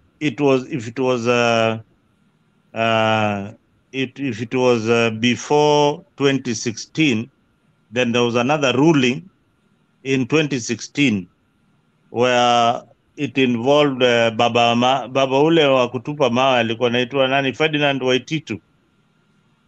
Baba yao. Alikuwa anaitwa Baba Waititu, and the Attorney General had a case, a similar case in 2016, thereabout. But let me ask that you, one was, Jake. That ruling was on 30th July 2019. Jack, let me ask you. Then you're Jack, now that you have put Article 37 here, Article 37 has the letter and the spirit behind going to demonstrate, and then there is the letter and there's the spirit. But at the same time, it has a limitation, and the limitation is very simple: unarmed, peaceably and unarmed. So if you go unarmed, which means if you go armed, you have already broken that law. Armed means if you come with anything that threatens the life of anyone, anything. Stones. Yes, and that is what Justice Odunga was trying to explain this article. What brings the limit to this law? Because by the end of the day, this law, as it is, it's ambiguous. That how at what level do you say someone is peaceable? Right? At what level do you say this person comes in peace? At what level do you say this person is unarmed? So Justice Odunga, not that I've gone deep to the ruling, but I will. Justice Odunga was trying to explain this article. If every one of us can go, it is the ruling that was done in there is 2016 and there is 2019. July 2019, it's where it was declared. And probably if I can try to read it kidogo. Imefunguka. This one was it was in the Milimani courts, it was case against Njiru Wambogo was the petitioner, Inspector General of Police, the cabinet secretary, the Ministry of Interior was also as respondent, Attorney General was the third respondent, and it was in the matter of threatened contravention of fundamental rights of freedom under Article 27, 28, 29, 37, 39, and 40 of the Constitution 2010. It's a ruling of how many pages? 6 pages. So I can maybe share the link, those who care to read, and you will see what Justice Odunga said. Before you go there, before Yes, you go to the link, Mhm. I'm looking at the article which you have posted there, Article 37. Are you seeing the ambiguity in the last part of that article, which says, and to present petitions to public authorities? So what I want to tell the public is that if you are to understand the laws of the country, you can't just read we can't just read the Constitution alone. Yeah, We you have to read it with something. Together with other laws. articles. Not now, only what that, I've shared So there, that we can know, Boro, Yes. Nani, Mzalendo, just click there. You'll see that ruling of Justice Odunga on what we are talking about. That just click on that. Yes, we will click on it. But what Boru is saying is that you don't read the law like that. There are other. Yeah, you don't read it selectively. It is a whole thing.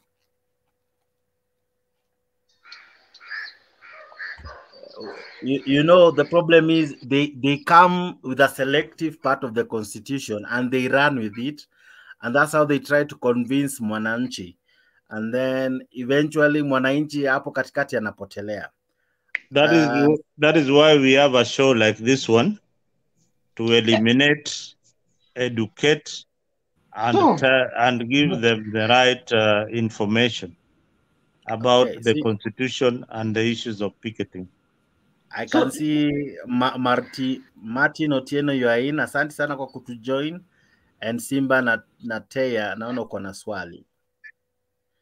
Uliza tu as we go on. Simba, endelea. Unmute. Unmute. Okay. Nafikiria unaweza nipata sasa. Jaribu kung'oa hiyo earphones ndio iache kuwa na echo. Hata nimeing'oa. Nimeing'oa tayari. Endelea. Kitu yenye Profesa Kindiki anataka kufanya ambaye ni waziri wa usalama wa nchi kulingana na amendment ambazo anataka kuleta. I can tell you from here. Kitu yenye Kindiki anajaribu kufanya constitutional mutilation yenye already Wakenya wameambiwa haiko tayari kufanyiwa marekebisho yoyote. Appealing kitu yenye iko enshrined constitution kwa wananchi kudemonstrate discipline. Now, strategy ambayo inatumika na polisi, kwanza hata yule mtu kama ako armed ama ana armed ni swala moja. Wamebarricade all the way za kuingia center, hakuna mtu anaingia in the first case. Wanafungia watu kwa slum kwamba hawawezi toka. Huyu mtu umejuaje kwamba ako armed? The first case, kabla hajaanza maandamano tayari umemwanza na tear gas. Umejuaje ako armed na atakuwa hatari kwa hayo maandamano kabla hajaanza? How?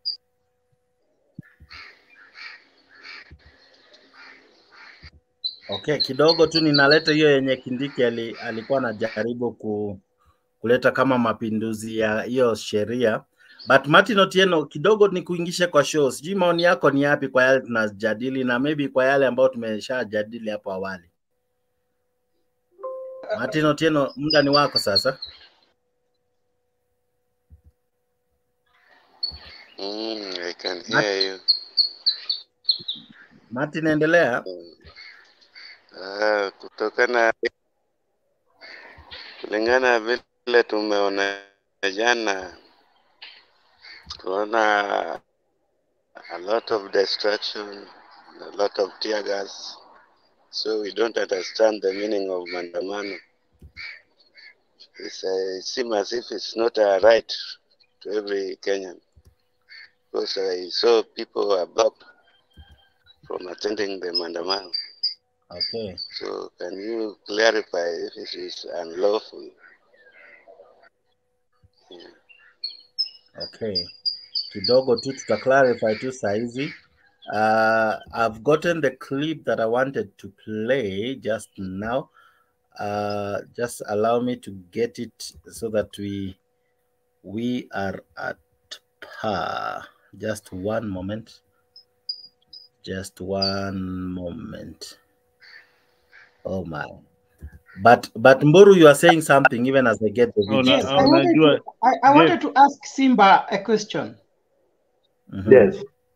Yes, because Simba said that the proposals of Kidiki are tantamount to constitutional mutilation. I wanted him to. Yes, I wanted you to explain how is it a constitutional mutilation, because I haven't heard anywhere where the cabinet secretary proposed for the constitutional change. It is not the constitutional change. It's just an act, maybe an act of parliament. He is not going to touch the constitution. How is it a mutilation of the constitution? Because right now, the Constitution of America has stayed for so many years. It has never been touched. You know, Mburu, Yes. just to add on what you're saying, there is something that we are not reading in all this act of demonstration. There is something, there's a word that is coined there called intimidation. Intimidation. Wewe fanya vile yote vile unataka, but don't intimidate. You know that word weighs a lot in picketing. Don't intimidate. Don't try to intimidate anybody. So this this article of the Constitution, actually it needs an amendment, because what we have been seeing Azimio doing, then it's unlawful. Everything that they've been doing is unlawful, because even when Baba said that we carry an handkerchief, the reason why he was saying that people carry an handkerchief, a white handkerchief, is because you want to go there peacefully.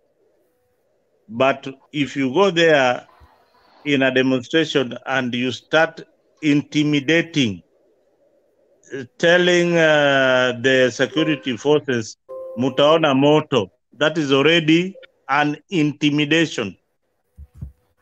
Mzalendo, nikuulize. Nikuulize.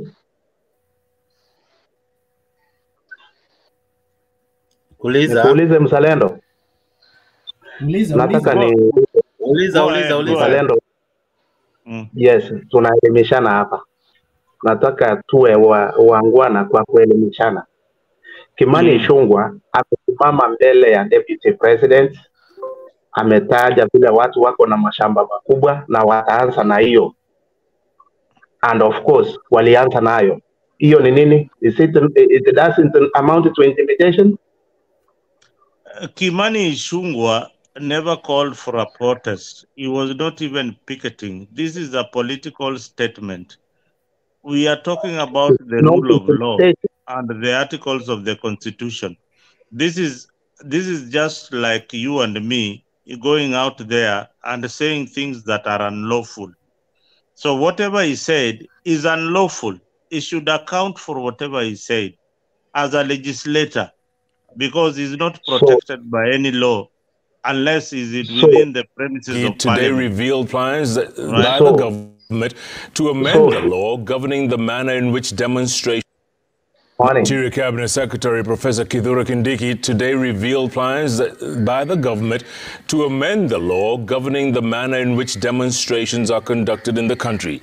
The statement sent to Newsroom said the government was considering changes to the Public Order Act, touching on 10 regulations of picketing and public assembly. Well, the proposed regulations will include notification procedures, duties of security agencies to protect the rights of those participating in the assembly, the demonstration, picket, or petition. Also up for consideration would be the demarcation of assembly, demonstration, picket, and petition zones. Now, the duty of public agencies and institutions is to set aside a zone for persons who wish to present petitions to public authorities. The duty of organizers of assemblies, the demonstrations, pickets, and petitions to provide the hours, routes, and other relevant information to assist law enforcement agencies to escort them and provide them with security. Well, it goes on to suggest a proposal on consent requirements from persons whose activities are likely to be affected by the assemblers, demonstrators, picketers, and petitioners, as well as obligations of the organizers of assemblies, demonstrations, pickets, and petitions to ensure that the activities remain peaceful, unarmed, and generally within the law, including compliance with the duty not to infringe on the rights of others. Now, the limitations on the numbers of assemblers, demonstrators, picketers, and petitioners at any particular occasion could be considered. In addition, the responsibility for cleanup costs and for payment of damages to those harmed by activities of assemblers, demonstrators, picketers, and petitioners will be proposed as changes. Well, the Interior CS was categorical and said that it is not feasible for security organs to allow masses of people to roam streets and neighborhoods of their choice, carrying stones and other offensive weapons while chanting political slogans and disrupting the daily activities of others. He went on to say law enforcement agencies would not tolerate the reported plans to repeat the violent, chaotic, and economically disruptive protests that took place in Nairobi and Kisumu. Mboro, I don't know if you have heard all that. Yes, and I can say something about it. I was thinking about that. The question, and that's why Mzalendo bado hajanijibu. Out of that, is that tantamount to mutilation of a constitution? Is he covered? I think yes, Geoffrey. Under the constitution. You know, in Kenya there is a procedure of amending the constitution through a popular initiative that has to be signed by at least 1 million registered voters. So to just propose that procedure of not following the procedure of amendment of the constitution, that is mutilation, because the constitution itself talks about how it should be amended. So there is a way. You cannot come up. I mean, the proposal is good. The proposal should come through the right channels, which I think if you don't follow, then that is tantamount to mutilation of the very same constitution that you want to amend. I think that is maybe an interpretation of others. And even when we look at that interpretation, when we look at Article 37 in itself, I think I will get a chance to speak on it.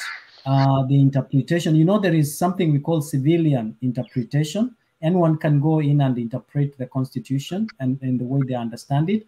But what is the work of the court and the Supreme Court, or rather the courts are there to interpret the laws as they were intended to function by the letter and the spirit. But otherwise, kila mtu anaweza soma constitution na ielewe vile anaielewa na afanye kuinterpret. But most importantly, what you're saying, and I think what you're emphasizing, Geoffrey, that we need to take to consideration, the constitution does not work in isolation of other laws or bylaws of let's say, for example, if you have bylaws, for example, let's take for instance the County of Nairobi. The County of Nairobi can come up with its bylaws that will govern how the city, how the county is governed, but those bylaws must not contravene or work or contradict the constitution. So when drafting those bylaws, they must take into consideration that does, in one way or the other, does not contradict or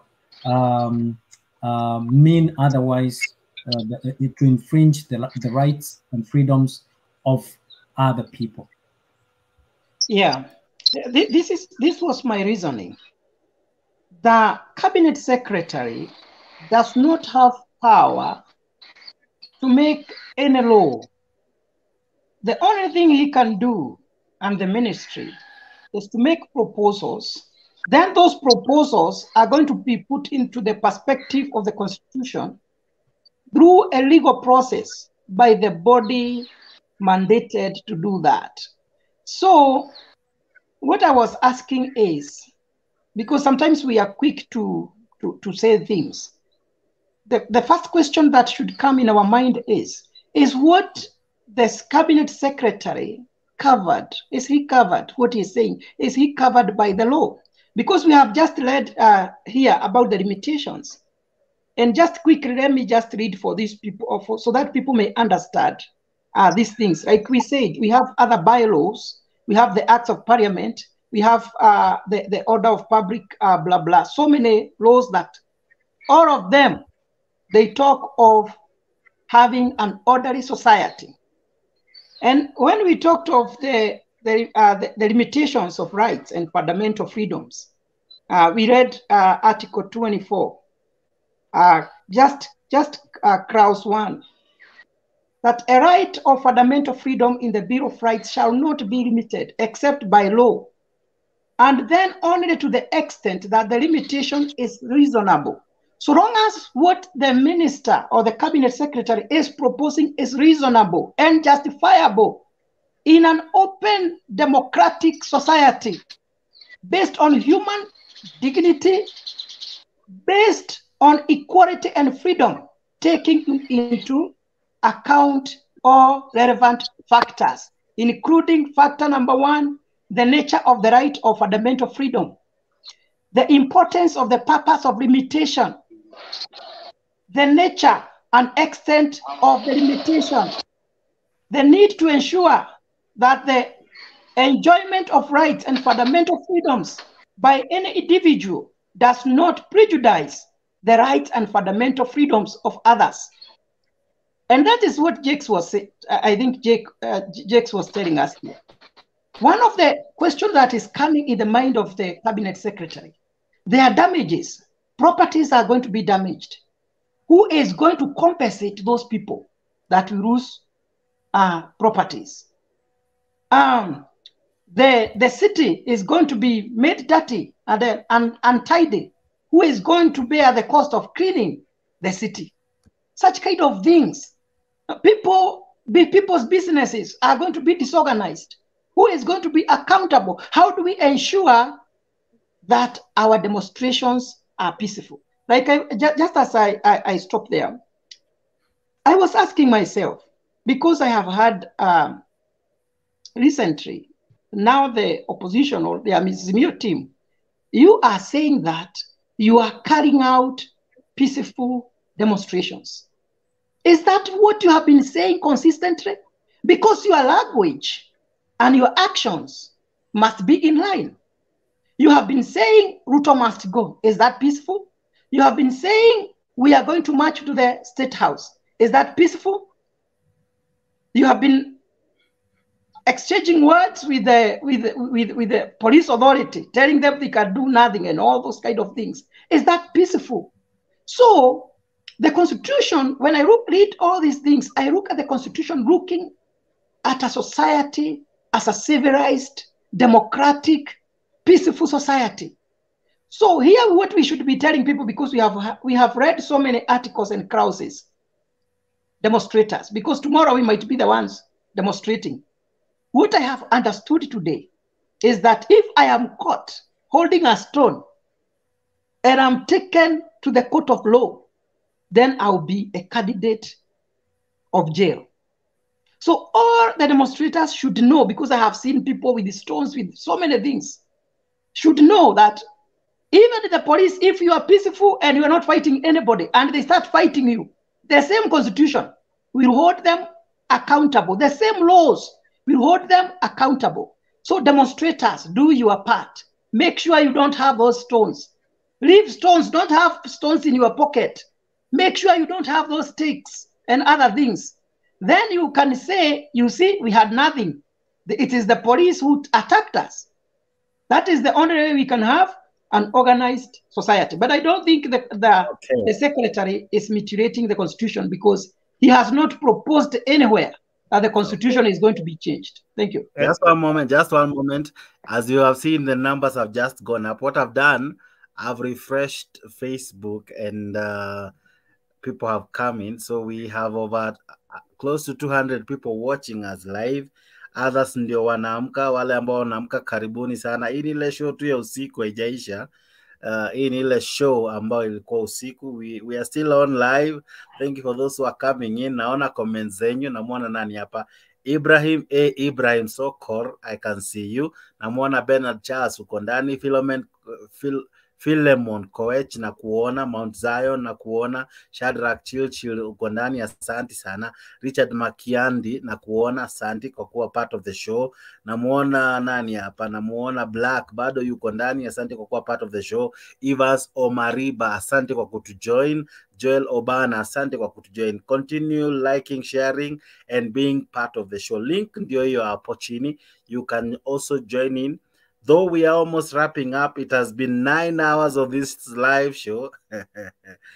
But anyway, asante sana kwa kutujoin. You can join in. Kama unaenda kazini, let me know if you're going to work, if you're in Kenya. And wherever you're watching us from, please let me know hapo kwa comment section. Mzalendo, you had something to say, but tumeacha Simba. Tumevamia Simba na sheria na mambo mingi, hata hajajitetea Simba tushawachana na yeye juu kuna hapana. Mzalendo, usiseme eti mshawachana na mimi, kwa sababu kuna mambo hapa ambayo nyinyi mnataka kufagia chini ya carpet, lakini ukweli ni kwamba sawa, endelea Simba. Tutaongea tu, sisi ni Wakenya, tunapendana, kuelimishana. Mimi nasema kuna mambo mengine mimi siwezi jua, wewe unajua, unayajua na unayafahamu. Unaona kama sahii Jex amecheza ati Kindiki anataka kubadilisha sheria ya picketing ama kuandamana. Unajua hiyo iko katika iko under the Bill of Rights, and you need like a referendum to change that. So kuna vitu zingine which are not attainable. So unaweza kuwa unatamani kubadilisha hiyo sheria, lakini katiba ya Kenya is very very comprehensive. It is something that uwezi amka tu kama ati uko na power na useme ati hii kipenge ndaibadilisha. Kuna ingine inahitaji ukuwe na which wa 24%, ni 24 ama ni ngapi, I don't know, ya counties ndio uweze kubadilisha at least 1 million. Oh, that is 1 million. That is 1 million, mise 24 something of the counties. Yes, we have 47 counties, so you need 24. Ni kama tu mambo ya elections. So kubadilisha sheria zingine, you need like a support of almost that kind number of what Messi is saying. So under article 257 or 256, kitu kama hiyo of the constitution. 16 ndio inaongelea kuhusu amendment of the constitution. Article gani hiyo? Niambie my brother. Chapter 16 ndio inaongelea kuhusu amendment of the constitution, na iko na njia ya parliament inaweza amend ama wananchi kupitia referendum.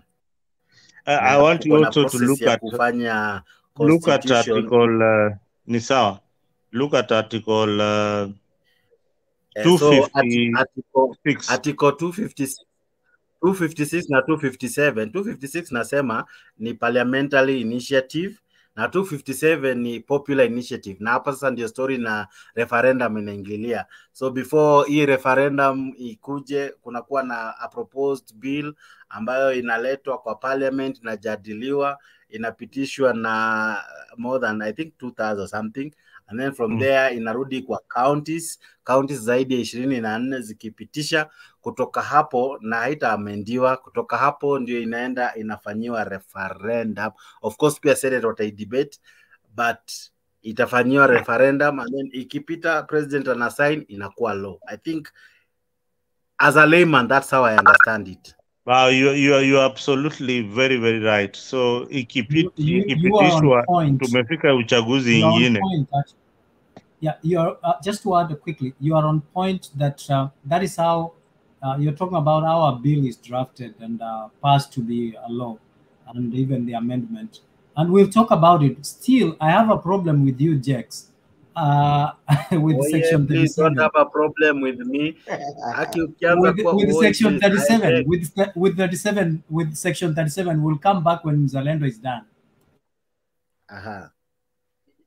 Yeah, you can put it. You can put that section 37 there. I also wanted to section or article 37. It is article 37. Article 37. Article 37. So unaona, you have a problem with me, lawyer, lakini pia no. We want to make sure that we are not digressed to think that our constitution has a problem through a pedestrian or selective interpretation of the constitution. That is the problem that we are having, and so I would like us to interpret it like pedestrians and see how do we understand it from another perspective without using legal jargons, so that we know whether or not the article has a problem for us to warrant for amendment or not. I mean, that's what I would like us to look through. Once you give me that chance, I would like to speak about it. Wakili, with all unajua tunaambiwaga lawyers are the most learned people, but I don't know why you are not a surgeon. And you did CRE and history. So maybe you explain to us what these law articles mean. Me, I'm not a lawyer. Sometimes I'm a politician. Now, I will report what politicians say most of the time. If I understand it correct, the constitution is a whole book, right? Now in the let me use the Bible. It's easy. The Bible has chapters. We have the whole book. It's called the Bible. Now we have the whole book called the Constitution. Now the whole book is divided into 66 chapters. Now the 66 chapters ndani kuko na what we call verses. Now kwa Constitution pia it's divided, iko na over 16 chapters. So chapter 4 ndio hiyo tunaongelea kuhusu Bill of Rights. Na hapo chini ya Bill of Rights inakuwa na articles. Na article can have A or 1, 2, 3 like that. So article 37 is what talks about maandamano or picketing. So it is an article under a chapter 4. We normally talk about chapter 6 about integrity. We talk about chapter 1. It talks about sisi kama wananchi, and kidogo tu I'm trying to summarize just like a layman. Chapter 1 inaongelea kuhusu sovereignty, sisi kama wananchi. Here is where we normally say this constitution we give it to ourselves. Number 2 inaongeleanga kuhusu the republic, kuhusu Kenya. Kenya as a republic, what it define our borders and all that. And then chapter 3 inaongelea kuhusu a citizen. who is a citizen, how do you become a citizen by birth, blah blah blah, and hizo vitu zote. Chapter 4 inashuka chini inaongelea kuhusu after you're a citizen you have rights. That is what we call the Bill of Rights. And then chapter 5 ni kuhusu land and environment. Hapa ni mambo na mashamba and all that. And then chapter 6 yenye inapenda kutajwa ni leadership and integrity. Chapter 7 representation na the people. Na zinaendelea hivyo. And then bado tuko hiyo constitution kuna what we call first schedule ambao ni ya counties. Hapa ndio counties wanaongelewa. We have second schedule ambayo inaongelea national symbol. Hapa ndio tunasemanga president is a symbol of national unity, kuko na coat of arms among many other things. That schedule ni about national oath of office and affirmation. Hii sasa ni zile viapo ambavyo viongozi huwa wanakula wakichukua oath of office and what happens if you go against the oath of office. Schedule 4 inaongelea kuhusu distribution between national government na county. So chapter schedule 4 na schedule 2 na schedule 1 ni kama zinakaribiana kuoana. Schedule 5 inaongelea kuhusu legislation to be enacted by parliament. Sasa hapa ndio unasikianga an act of parliament inaingia kwa schedule 5.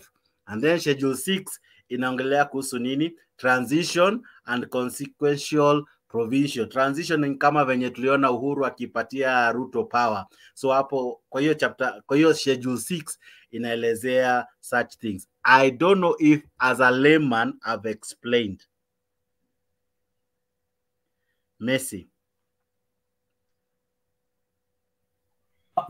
Well done, well done. You did very well. I think you have given a good breakdown of what articles are, sections, sub-articles, chapters, and you've given in summary. Well done. I think Mzalendo, we should come one day through this forum and empower such young men like these ones and send them to law school somewhere because they have this knowledge that we can use, you know, instead ya kuchanga pesa. You are the lawyer in the house. I'm just trying to explain. Yeah, instead ya kuchanga pesa ya maandamano, I think we can empower such young men like this one. But let me say something quickly as Makiadi anasema soma. Makiadi anasema nini? Anaogopa kuja kwa panel. Kwa nini? Anakaa huko kwa background, si akuja atuelimishe ile anayojua. Kazi ya Attorney General ni mingi. Let me say something. Let me say something about. In short, Messi kidogo tu as I answer that question. In short, AG ni kama lawyer wa serikali, or he speaks for the government in terms of legal aspect. Yeye ndio utetea government in case wamepelekwa kotini, and of course yeye ndio legal advisor to the president among many other functions. Na huwa anamsaidia kuinterpret the constitution. Juu tunaweza chagua president mwenye hana idea about the constitution. As a layman, again, I've tried to explain. Maybe Mboro has an idea. Asante sana Jex. I hope amepata majibu vile alikuwa anataka. Jex, nilikuwa nataka hii, wacha ikue hapa niseme two things. And let us try to analyze this one and see where is the problem. I just want to pick two words here ambayo ulisema ina utatanishi. Peaceably and unarmed. You know, so I just want to go back and let's look for the definition of peaceably.